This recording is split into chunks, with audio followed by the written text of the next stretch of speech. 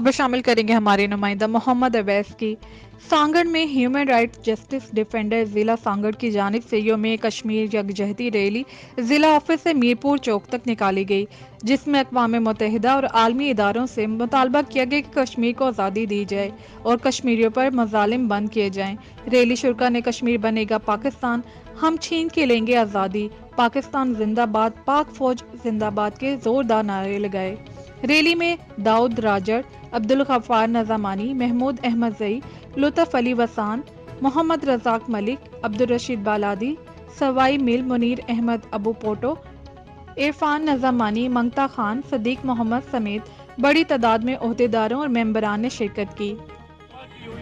मुसलमानों पे जुल्म की इंतहा हो गई है। 74 साल हो गए हैं उनकी जुल्म की इंतहा हो गई है। उनके बच्चों पे, औरतों पे, इज्जतों पे वार किया जा रहा है। हम आलमी इदारे अक़वामी मुत्तहिदा से मुतालबा करते हैं कश्मीरियों को आज़ादी दी जाए, उनको खुद इरादे से जो इनका हक है उनको दिया जाए। जो इंडिया ने जुल्म की इंतहा की है और आलमी इदारा खामोश है, ये सवाल निशान है। हम human rights justice defender organisation की तरफ से आज जो रैली निकाली है, हर साल की तरह इंशाअल्लाह ताला जब तक आज़ादी कश्मीर को आज़ादी नहीं मिलेगी हमारा एहतजाज जारी रहेगा।